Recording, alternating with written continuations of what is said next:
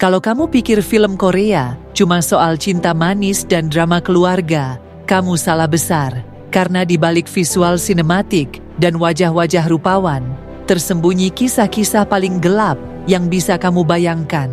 Bayangkan ini, seorang pria dewasa menyeret seorang gadis berkebutuhan khusus keluar dari bus di siang bolong, di depan banyak orang, dan tidak ada satupun yang berani menolong. Inilah awal dari mimpi buruk yang tidak berkesudahan.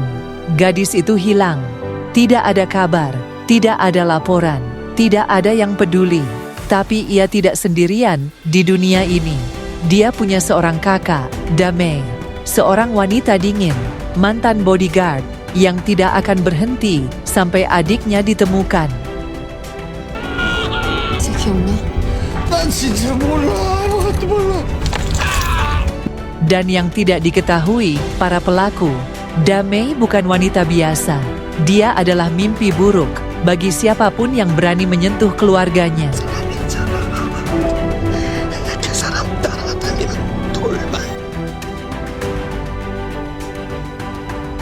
Semuanya berawal dari sebuah kartu nama yang ditemukan Damei. Petunjuk itu menuntunnya ke sebuah perusahaan pinjaman kecil, tempat biasa tapi menyimpan rahasia kelam.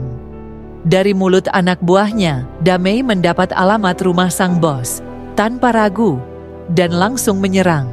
Tak ada peringatan, tak ada belas kasihan. Damei memburu informasi tentang adiknya, dan setiap orang yang berbohong harus membayar mahal. Satu tangan patah, satu nyawa melayang, semua demi satu hal, menemukan adik kandungnya. Tapi semakin dalam ia menyelam, semakin gelap kebenaran yang ia temukan. Adiknya ternyata telah menjadi mainan para pria kaya, diperjualbelikan seperti barang dagangan. Salah satunya, seorang pejabat tinggi negara. Damei harus menerobos masuk ke rumah bordir kelas atas. Menghadapi bodyguard, lalu masuk ke klub pribadi si pejabat. Dia datang sendirian, tak ada backup, dan tubuh penuh luka. Tapi satu persatu orang di ruangan itu tumbang oleh tangan dinginnya. Sampai akhirnya, dia berhadapan langsung dengan si pejabat. Namun sang pejabat tidak menyerah. Dia melawan, bahkan mencoba kabur. Sayangnya, mobil Damei sudah rusak berat. Ia hanya bisa menyaksikan musuhnya melarikan diri.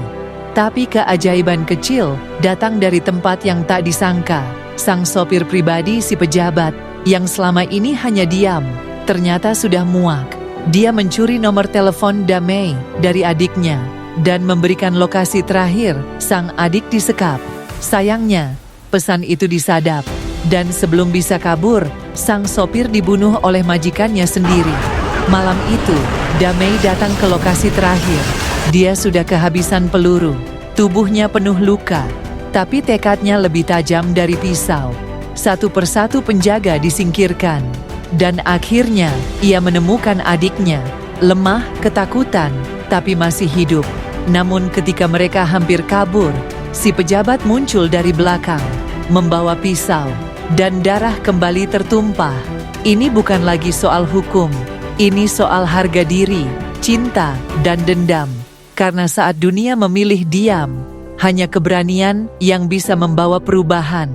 Kalau kamu jadi Damei, sejauh apa kamu berani melangkah demi orang yang kamu cintai? Apa kamu siap melawan sistem yang rusak sendirian? Tulis jawabanmu di kolom komentar.